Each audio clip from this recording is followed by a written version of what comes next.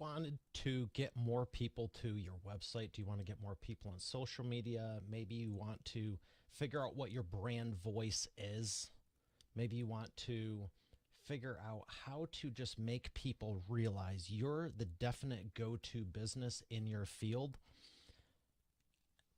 The competition's doing it, but maybe you're not. There are some secrets that a lot of people don't know, and that's why I'm excited to have Dakota Robertson on today's episode. He's the CEO of Growth Ghost, and it's a lot of fun talking about, as a publisher, I love words and linguistics and stuff, but words, communication, and ghostwriting, if you're not using it in your marketing currently to increase sales and drive traffic, you're kind of missing the boat. And I'd even venture to say you might not even know what your own brand's voice is. I am so excited to break this down with you right after we thank our sponsor. Every business needs a book, including yours. Visit freebusinessbookpublishingcourse.com today to learn the 7 steps to publish and promote your nonfiction lead and profit-generating business book in 8 weeks. Once again, that's freebusinessbookpublishingcourse.com.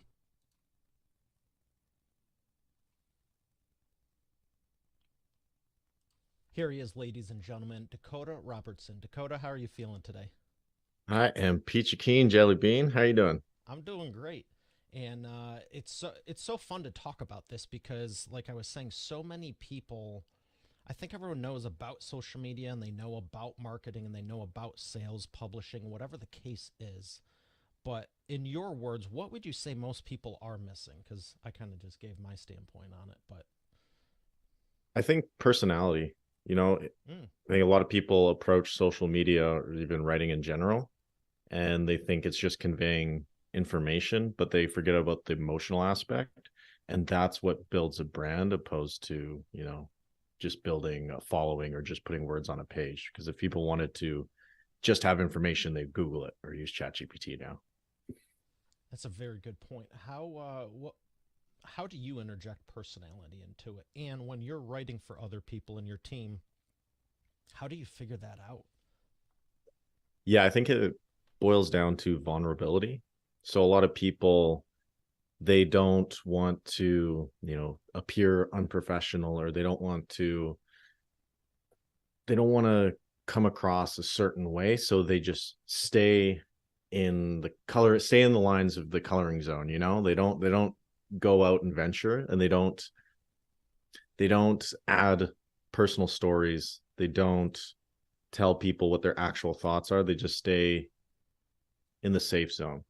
And I find the brands that really pop off and that are adored by people are the people that are sharing their stories, the people that are sharing their opinions. And it might be polarizing, but that's how you build that community, because people are kind of tired of everyone saying the same stuff in the same way.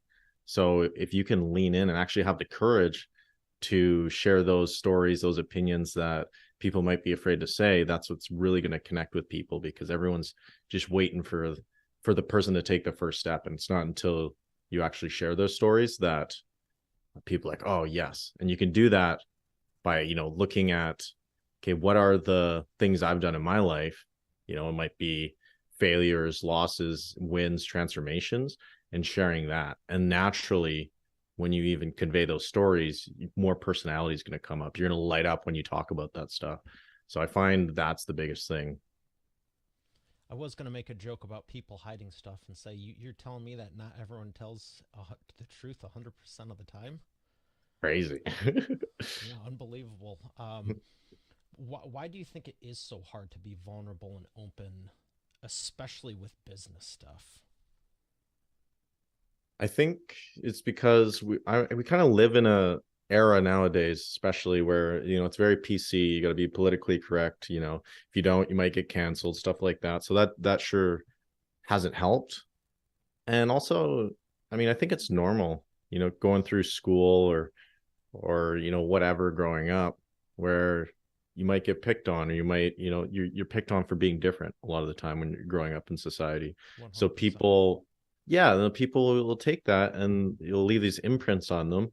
So they go down down in life, and they're like, oh well, last time I shared my opinion someone shot me down, or last time I raised my hand in class I got the wrong answer and it's humiliating. And they hold on to that, and they transfer it to other areas in life, and they're like, oh, if I put my opinion out on social media someone might call me out or something like that. So it is scary, but I find the more you practice vulnerability, the more you put yourself out there, the easier it gets. But the unsexy answer is you just got to keep doing it, and bit by bit you'll build your confidence. But yeah, it's an interesting path. I actually just saw something on social recently and it said, I don't know a single entrepreneur that at some point in their career, especially starting up, was screwed over by a client or someone on their team. And it's like, how do you get past that? And I'm like, wow, I've never heard anyone talk about it. And I'm like, only one? Yeah, have a whole collection. If get a year or two in, you got a whole gang of that. Yeah. Um, you had said something. I'm trying to behave, but we'll see where this ends up. Being politically correct and all that stuff that's going on about people being afraid to say what they really want to say. And you had mentioned getting canceled and the vulnerability aspect. Do you think there's more fear around? Obviously, it's not natural. I don't think we're conditioned to be like, especially men, share your feelings and all this, let alone for business. Do you think people are more afraid now than they were even 3, 4 years ago? Yeah, I think so. I mean, you look at the political climate and the social media climate. You look at all these people getting canceled. Right? Love them or hate them. Andrew Tate got deplatformed. Trump got deplatformed on Twitter. And you look at it like, oh, okay, these people are all the way up here and they're getting deplatformed. Like, what happens to me if I say something wrong? Like, will I lose my job? Not all of us are fortunate enough to have different streams of income. Maybe some of us rely on employers or XYZ. What if they see it? And then what if I lose my job? Maybe I got a mortgage, kids to feed, and all of that. And that kind of keeps you afraid. So I think 3, 4 years ago, it was easier to voice your opinions. And then nowadays it seems like it's getting worse and worse. But I feel like we're getting to a point where people are getting kind of fed up with it and they're pushing back. So I don't know. I'm going to be interested to see where it goes in the next 2, 3, 4, 5, 10 years. Yeah, I'm smirking because you said you think people are getting fed up with it. Yeah, yeah, yeah, I think so too. yeah. Since you brought up just this whole vein, especially with the political side, you had talked about polarizing. Now, I have my stance on this. I want to know yours, especially from a marketing standpoint. Yeah. So people I think people create polarizing content for the sake of it to get views and all that stuff. And I'm not really for that. I think if you hold polarizing views, then yes, absolutely. But if you're manufacturing it for the sake of marketing or getting clicks, I I'm not for that. I like leaning into who you are and Authenticity. not exactly. Yeah. I mean, sure, you can, maybe exaggerate a little bit, like certain parts of you. But I think if you're creating this whole new persona, that's what I'm not really for. I like when people, they're true to themselves. I think that's pretty cool. But I mean, to each their own. I have different ways of doing stuff than other people, but yeah. I'm in agreement. I've seen people that they're super chill and super nice. Then all of a sudden you get an email and they're like rah rah rah. I'm like, what in the heck is this? But Yeah. there's the other people who that's their natural state, and it's like, okay, you're gonna either like them or hate them. But I think too many people are too afraid to polarize, even 10, 20% one way or another on anything. And I'm mainly asking from a sales and marketing standpoint thing here. But do you think it really does help separate who you're looking to attract and repel from a copywriting and just sales standpoint? Oh, 100%. Like the way I conduct my brand, I'm not super corporate. I am not super proper, super professional with my content. So that's not going to attract those types of people, and I don't want to attract those types of people. I don't want to work with those people because I don't vibe with them. I vibe with the people, that they like to have fun, they still Mm-hmm. get stuff done, but at the end of the day, they're here to have fun and make some money and all that. Those are the people I want to help because those are the people I connect with. Those are the people I can speak to. And at the end of the day, like that's what marketing is, understanding the person you are speaking to and conveying a message that resonates with them and attracting those people. Like it's just as much about repelling the people you don't want to work with as it is about attracting people you do want to work with. I'm in full agreement, and I'm smirking again because long before I even launched the show, I'm like, even with clients 10, 12 years ago, I was saying I want to work with people that that you'd want to hang out with. Yeah. Not just transaction. I can't stand just transactional and stuff. And everything you're saying, I'm like, yep, fun people.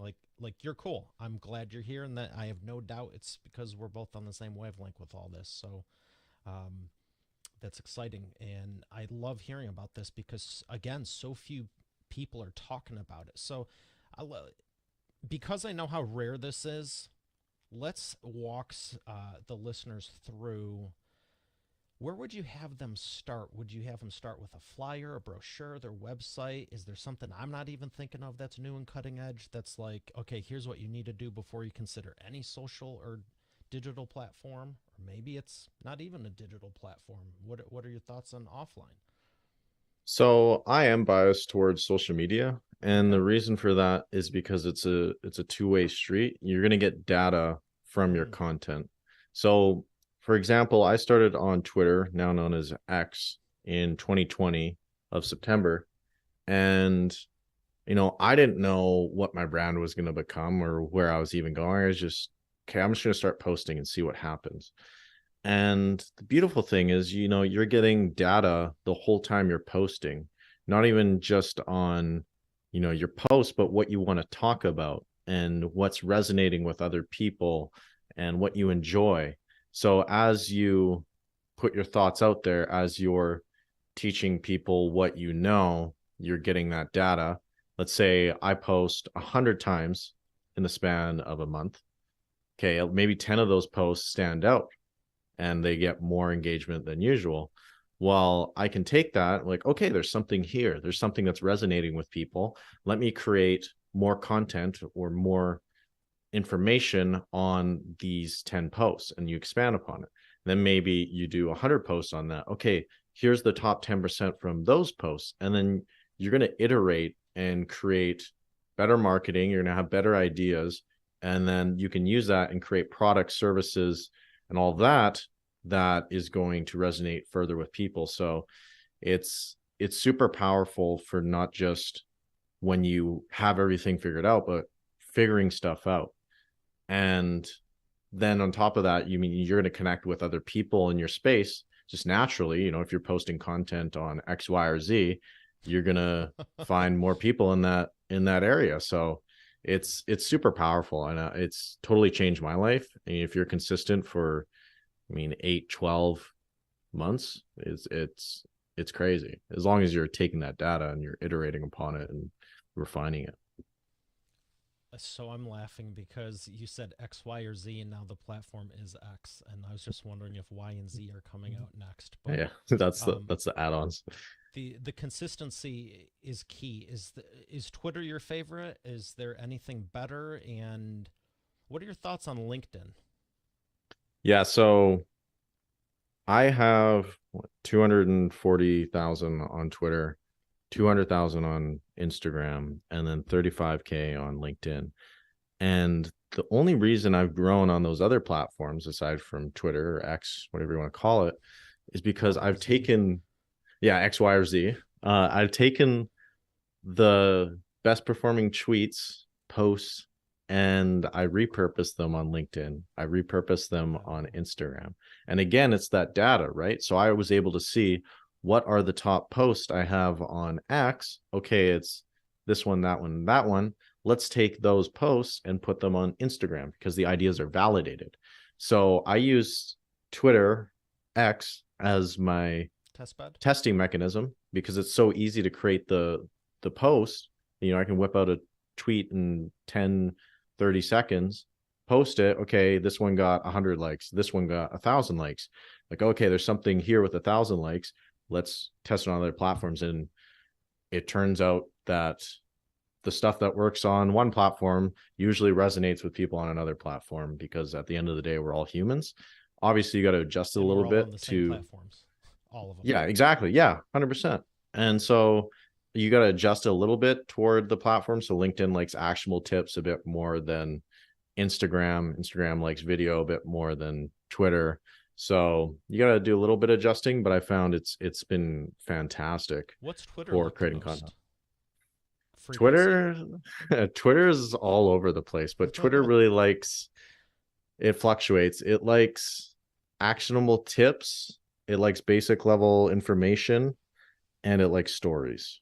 But I've found over the past 3 years, it's been changing. Now the market is a bit more sophisticated on Twitter. Before, you could get away with fortune cookie tweets, really, really, really basic stuff.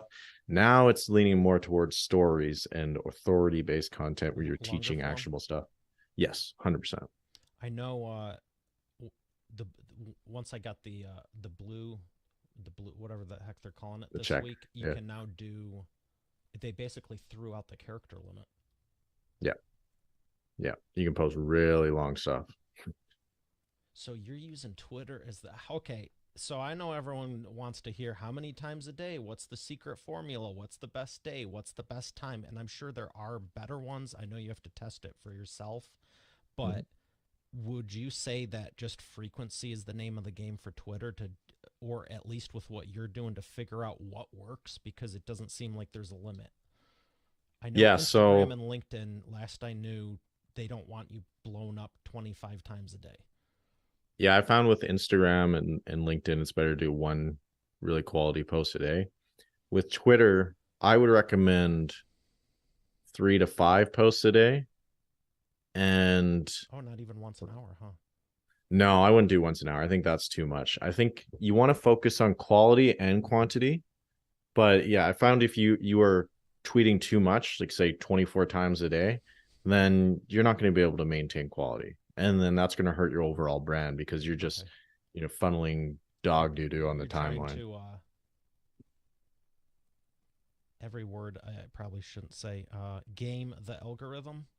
Yeah, 100%. Yeah, I think people are catching on to that and kind of over with it. Yeah.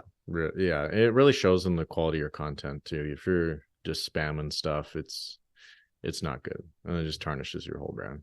So don't post once, 1 to 2 times an hour. I remember when No. everyone was saying, "Yeah, it depends on your frequency. Like you can go up to two if it's a engaging audience, or one if they're more mellow." I'm like, I don't know anyone that's gonna read 48 posts a day. Like they have No. nothing going on.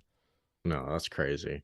But commenting though, that's where, if you're trying to get to 10,000 followers quick, the way you do that is by commenting. I would recommend 25 times a day, and find 25 the people. commenting on 25 other posts. Yes. So find the people that have the audience that you want, and then comment 25 times on different, make a list of 50 to 100 people, comment on 25 of those every day. And don't just leave a comment where like, oh, good job, or drop a fire emoji. Add to the conversation. So Yeah. I like using the yes and improv framework, Yes. where you expand upon what the person is saying. Like, yes. And from my experience, or I had this one time, add your own nuance, your own experience to the original post. So Twitter's the test bed. You copy it and repurpose it to Instagram and or Reels or whatever it's Y or Z is called this week. LinkedIn. What do you do with TikTok, Pinterest, and YouTube? So I don't touch Pinterest. With TikTok, I haven't really gotten on there yet, but I'm going to take all my Instagram reels and I'm just going to Okay. throw them on TikTok. And then YouTube, I just started creating long form content on YouTube. But what I'm doing with YouTube is I'm taking my long form posts that are validated from Twitter, X, and I find the validated ones from that. And then, okay, that's got the basis for my script. And then I take my long form YouTube script and I turn it into a newsletter. So it's finding different ways to recycle content because once you are trying to grow on all these platforms, trying to create separate content for each one is just unmanageable. So you got to find ways to, repurpose. And I would have to say most people probably don't have a 25 to 35 plus person content creation team, and even if you did, it just seems sloppy. Yeah, 100%. It's Like you even find a if you few have the quality army people. to do it, like you go fight behind that tree, you go over this one, like it just seems disjointed. Yeah, it's a mess if you bring too many cooks in the kitchen. So I like keeping a lean team. I got probably like 5 people I work with. Yeah, I was thinking of because everyone uses the example of like, oh, I'm going to do what Gary Vee does. I'm like, he has like 9 companies and like hundreds of people and like dedicated people to just follow him around and film stuff constantly. Yeah, it's not really ideal for most people, I'd say. So let's go back to this. I'm going to say the bird one, because I feel like the name just changed since we started. But Yeah. can you go deeper with this? This is fascinating. Oh yeah. So do you do it on Twitter? Obviously, repurpose it on the others. What else is part of your strategy for the Twitter? Like, how do you decide what are the 3 to 5? And I'll just ask you a follow up. What if you want to do 6, 7, or 8? Like 8 a day, every 4 hours. Is there like a way you should stagger it, or is it really just you probably shouldn't do 3 in the morning and then 6 at night and skip the middle of the day? Yeah. So the way I like to break Twitter down, or social media in general, is you have 3 categories you want to hit. You have growth content. So Mm-hmm. that's trending topics, chat GPT back in, a few months ago, or celebrities, like people that are well known within your niche, like anything that's popular right now. So you want to touch on those topics and kind of tie it back to your brand. So if I was a writer, for example, and I was creating writing content, well, when ChatGPT was hot, maybe I would talk about the different ways you could incorporate it in your writing content. Or maybe, someone like Stephen King, he's really well known in the writing community. Okay, maybe I could do a breakdown of Stephen King's top writing tips and I could make content on that. And that's what I create growth content, because I want to get a lot of eyeballs on my account. I want to get people familiar with who I am, because there's something in psychology called the mere exposure effect, where the more you tend to see something, the more you tend to like it. And if you like something, you're going to follow that thing. You're going to click on that thing. You're going to engage with it. So there's growth content. And then there's also authority content. So this is very crucial, because a lot of people on social media, they're just creating fluffy motivational content. And that's all fine and dandy. But why do we follow people? Well, it's because they are giving us some kind of incentive to follow. And what better way to incentivize people to follow us than to solve people's pain points, or solve their, desire to get to a desirable outcome, to get them closer there. So you do that with authority content, and that's actionable advice. If I'm a writer, give you actionable advice on writing. And what that's also going to do is increase my perceived authority. Because if I'm the guy that's teaching you how to write and giving you all these tips, who you're going to go to when you want to pay someone for a writing product, or, writing services. So that's going to help you monetize social media. And then we have the personal content, and that's, your story, your opinions, your worldviews, stuff you got going on in life. And that's going to create relatability with your audience. They're going to be like, oh, I know that person. I feel a connection with them. And that's going to increase the engagement, because, they're going to keep coming back to your stuff because they feel that connection. So I call it the GAP framework, growth, authority, personal content. And when you combine all 3, it has a synergistic effect where people know, like, and trust you, and ultimately they buy from you. So that's the way I think about the categories of content. And, I'll create, 1 to 5 pieces of content a day, trying to hit each bucket. And I mean, yeah, you can totally up the volume of that to say 8 to 10 pieces of content a day. I just found, okay, I just want to create quality content. And if you can create quality content with 10, 20 pieces of content a day, absolutely go for it. But you want to maybe start out small. Okay, see how you're doing with 5 pieces of content. Is this sustainable? Yes. Okay, you can up it. And then also look at the data. All right, am I getting less engagement if I up the content? Are people just sick of seeing my face? And maybe bring it back. So that's where the iteration comes into play. And you want to, test different stuff, experiment. And I find over time, you get your flow, you find your schedule. Okay, I can do this much without burning out. Let's keep this going. And So it's then not so it's not so much don't go a hard and fast rule. Don't go over 4, 5, 6 times. It's just you found that's what works best for you and your content, maintaining it, consistency, and everything. 100%. Like I've seen people write one thread or long post every day, and sure, they've grown a crazy amount, but then they would get burnt out and they quit Twitter. They're growing, but if it's not sustainable, you're SOL. And then in terms of the actual posting of the content, what I do is I will post at like 4 a.m., 6 a.m., and 8 a.m. or something early in the morning. And then you can use a third-party scheduler like Tweet I was just Hunter gonna say you or wake up Hype early, Fury. huh? Oh, hell no. Hell no. I'm not doing that. But you can use a third-party scheduler like Tweet Hunter or Hype Fury, and Okay. you could schedule those tweets in so you don't got to wake up. And then it also has a feature where it can auto retweet your post. So let's say I want it to retweet 6 hours later. Well, it will just do that for me, and it will do it 3 times a day or how many times a day you want at whatever Oh, so you hit intervals. the afternoon crew and the night crew. Exactly. So you're hitting different time zones. So you're maximizing engagement. So many questions, so many jokes. Yeah. I'm in a full agreement with you. When you said 4 a.m., 6 a.m., I'm like, dedicated to your craft. Yeah. Not that dedicated. Um, don't blame you. You're just working smart. I always love it when the post, it's like the secret to success is waking up at 2 in the morning. I'm like, I'm probably still up at 2 in the morning from the day before. There's no Yeah. way. It's a, Anyway, do you like to, you said tweet something in Hype Fury. Do you recommend specific to Twitter only or something that can do all of them? you can do all of them. I mean, sometimes I do stuff specific to Twitter, but I mainly just do all of them and then just test how they do. And I'm like, okay, Would I you ever can. recommend native content for Twitter? Um, I've heard LinkedIn likes it.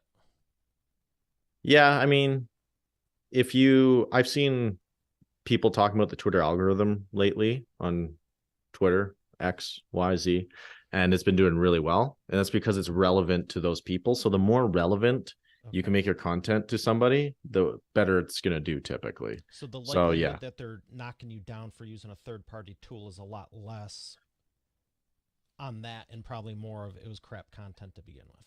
100%. Yeah, Okay. there's no, at least to my knowledge, there's no penalty for using a third party scheduler because Okay. all these third party uh, schedulers, Yeah, they're massive any third companies. party, they're paying $42,000 a month to Twitter, so they don't want to penalize people for using those schedulers. Yeah, they got to make their ROI back. Yeah, 100%. So, outside of social media, is there anything you think of that's worth focusing on to generate that ROI for the sales and marketing? Or can you pull this all off just strictly with Twitter and different social medias done right? Oh, you can do it off of social media if you do it right. I mean, okay, this is one big thing. Like actually do interesting stuff in real life. Like actually work on a business if that's your thing, or actually go out, talk to people, create these experiences, get stories, and then you can incorporate it into your marketing and your sales and your brand, which is ultimately going to get you more, sales. Surprisingly, it's crazy. But I mean, if you're just sitting on Twitter all day and you're just consuming, social media posts, I mean, you're not really doing anything interesting, and you're not going to be interesting or create interesting content if that's all you're doing. You got to go out and do stuff.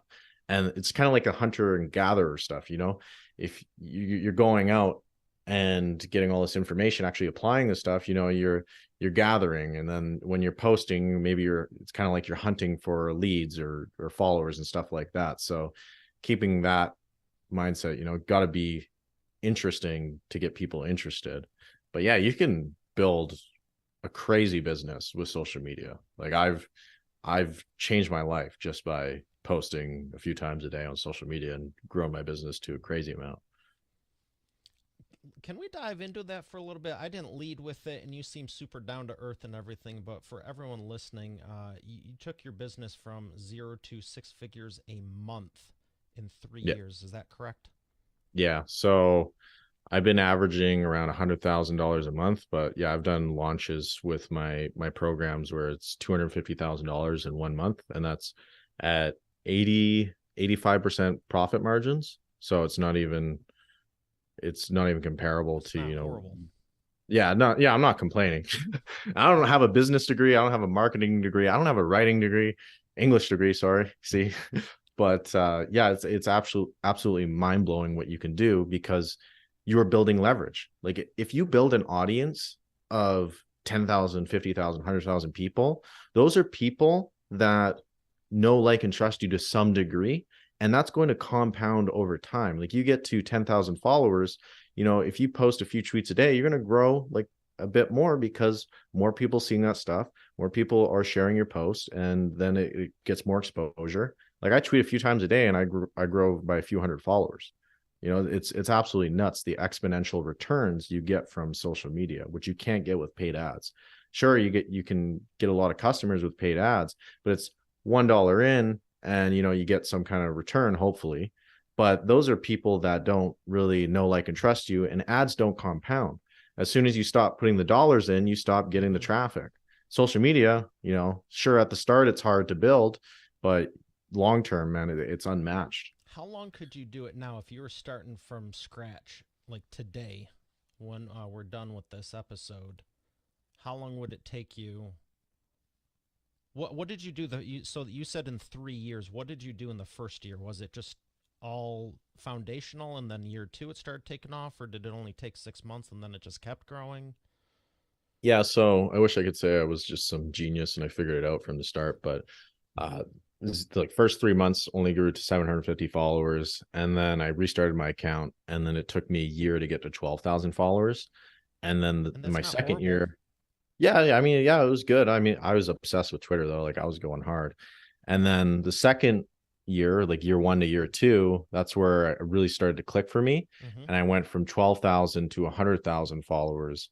And then now Okay. I think year 2 to year 3, 100,000 to I think 240 something thousand followers on Twitter alone. So then the other social media platforms, that's a different story. But yeah, Yeah, and I've noticed that exponentialism on with people where when you have a quarter mil, half a mil, a million followers, you do put one two post out and you gain. I saw someone a few months ago was like, I gain more followers now than I did in the first 3 years, and I'm thinking of YouTube because I'm on there a lot, but it was just like, wow, it's unfathomable. I mean, you're yeah, saying you got what to 750 the first year, and now you get a few hundred a day. yeah, yeah. It's pretty nuts, and especially once it clicks. You're like, oh, I just got to do X, Y, and Z. But it takes that all that time to acquire that knowledge. But like once you get it, you get it. You're like, okay, just do X, Y, and then Could you I do start three growing. years in 1 year now? I believe I could. Yeah, How important are the hashtags? not at all. I think they hurt your content more than anything, to be So honest. how Like do you no get one. people to find you and like pinpoint it? Like, does the Yeah. algorithm So just figure out, oh, you said the word here, and they send it to the people now? yeah. So there's content, which is king, and then there's distribution. That's how I break down social media. So content, is content. Mm-hmm. Distribution, that's traffic to your content, and there's different ways we can acquire that. So the easiest way, or the cheapest way, is commenting a bunch. So finding Mm. the accounts that have the audience you want, comment on their stuff every day. And what that's going to do is get the attention of the original poster, and hopefully over enough time they're going to, oh, I like the comments of this person, I'm going to follow them. Then you get increased social proof, more credibility. But also their followers are going to see your comments, and if they're good, they're going to click on your profile, they're going to check out your profile. Oh, okay, she talks about what I'm interested in, let me check out some of their content. If it's good, they're going to follow you. So you can get traffic that way. And then you can also get traffic, no one talks about this, I feel like I'm exposing the matrix here, but Please you do. can also buy retweets, comments, or whatever on any social media platform from a lot of these accounts. So you can go to people on Twitter that have big accounts, and if you see them retweeting people on their timeline, there's a good chance they sell retweets or they are trading with people in some form, engagement. So you can reach out to them, message them like, hey, don't explicitly say, can I buy retweets or do you sell retweets? Because you can get banned for that. It's against Twitter's terms of service. But you can say, hey, I'm interested in growing my account and I have a question for you that would involve some money. But it's better to ask off platform. Do you have Telegram or something like that? And then they'll be like, oh, yeah, 100%. Like they'll usually know what you're hinting at. And then you talk on Telegram and then you could buy, retweets, like how much do you charge? So that's another way you can get distribution.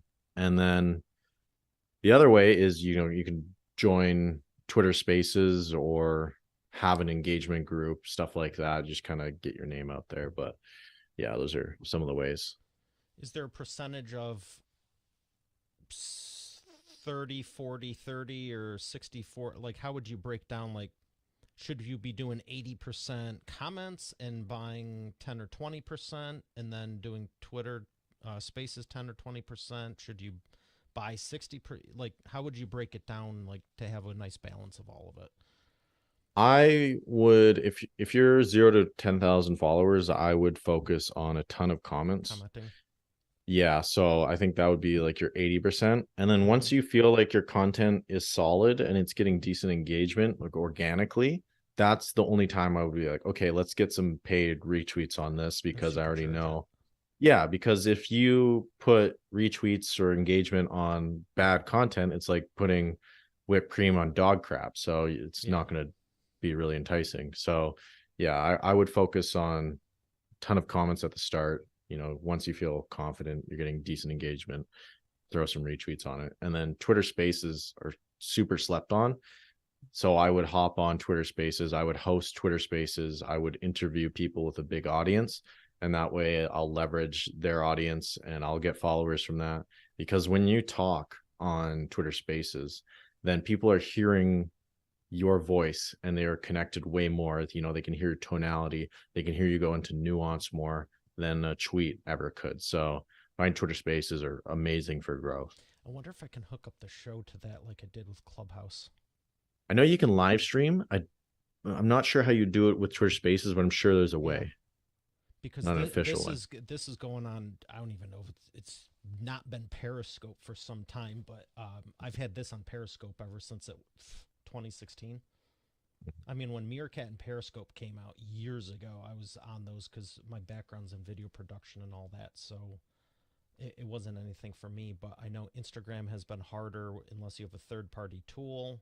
But I know we found workarounds for Clubhouse, like from an audio thing and looping different things around there. But those are all great insights, and I appreciate you for sharing them and exposing them. Um, Yeah. I think a lot of people are still treating whatever it's called like it first came out, and they're like these short posts. But then all you have to do, I've told people, just take a look at like whoever you're following, see what they're doing.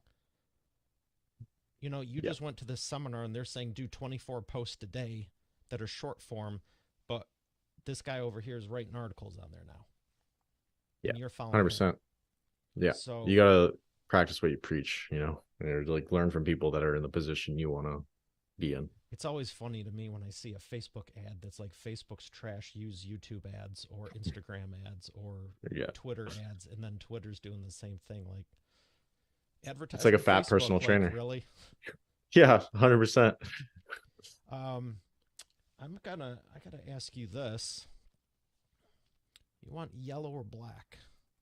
Black. Nice. All right, we got the wheel of whatever here, and I have a fun question. Look at that one. You mentioned doing stuff for fun. Yes. What do you like to do for fun outside of killing it with all of this? I was gonna say work. No, but travel. I love travel. Absolutely changed my life. I've been traveling a lot for the past year, but I went on a backpacking trip when I was 19 to Southeast Asia, to Thailand, Vietnam, and Cambodia. Oh wow. Absolutely changed my life. I did a month in each country, and it made me realize I value freedom, location freedom, time freedom, work freedom. And Financial. that really shaped, yeah, financial freedom. It shaped my life. And it's the reason why I pursued entrepreneurship and the reason why I'm doing what I love now. So, yeah. Glad to hear you are. I got to ask, what were you doing? So this all kicked off 3 years ago. What were you doing 3.5, 4 years ago? And how did you Man, decide to go from A to clearly killing it with B? I've been an electrician. I've been a Indian food delivery driver. I've been a server. I've been a medic. I've been a security guard. I've been a pizza delivery driver. I've done it all. And I would bounce around from job to job, but I would just be miserable. Like I would hate being told what to do. I got to do X, Y, and Z. And I just, yeah, I just didn't enjoy life. I was like, oh, is this what I got to look forward to? And I would look Mm-hmm. around, surrounded by miserable people, and I just couldn't take the pain anymore. So Good for you. I was really determined on making a change, and I didn't know how, but I was gonna find a way to make it work. And yeah, I was fortunate to stumble upon Twitter when I did, and went in, all in on that. Glad you did. Way to take the courage. You bring me back when I started my first business at 12. I never really had a career job or anything. Um, but I sold that one to start this one in college a It's couple amazing. years Yeah, ago, and I don't you're a regret a natural thing. entrepreneur. That's awesome. All right, we're going to thank our sponsor and come back for the imperfect action round. Every business needs a book, including yours. Visit freebusinessbookpublishingcourse.com today to learn the 7 steps to publish and promote your nonfiction lead and profit generating business book in 8 weeks. Once again, that's freebusinessbookpublishingcourse.com. And we are back with the imperfect action round. Dakota, are you ready to take imperfect action? Yes, sir. Got 3 questions for you, rapid fire answers. First one is, what is the fastest path to the cash? Just shooting at the hip and seeing what sticks and moving forward. All right, number 2. What is the biggest problem your prospects make and the fastest way for them to fix it? It's a mindset problem. So they think they need to be an expert or they need to be like super perfect. But, the best way to get to that level is to, be imperfect and actually put stuff out there and teach people a few steps behind you. Don't be afraid of that vulnerability. Yeah, 100% lean into it. Nice. 3. What is the best way to maximize customer lifetime value? Really focus on the emotional experience just as much as, the professional experience. So, over communicate, really empathize with that person and focus on, okay, what are their needs, not just professionally, but like how am I delivering the service? How am I talking to them? Are they getting the attention that they need, and just being obsessed with their experience. Very good. Where would you like people to learn more about your courses and offerings? Yeah, if you go to dakotarobertson.net, you'll see all my stuff there. And yeah, that's my main hub there. And they can check you out on Twitter, X, or whatever it's called next week. Yes, at wrongs to right, WRITE. All right, very good. As a publisher, I have to ask you, what books have helped you? Yes. Awareness by Anthony DeMello. This is more of a spiritual book, but it's been really formative with how I see the world and business and my relationship with myself. And Influence by Robert Cialdini, just understanding cognitive bias. And yeah, I would say, offer $100 million offers by Alex Ramosi, his new book, $100 million leads, have been really, really helpful for me in business. Excellent. Well, thank you so much for everything you've shared, and congrats on all your continued success. Yes, appreciate the thoughtful questions, Mario, and thank you for having me on. It was my pleasure. I wish we had more time, actually. Yeah, But thanks again, and we'll see you soon. amazing. All right, Expert Authority World, we have another great episode today. I'll see you on the next one. Have a great day.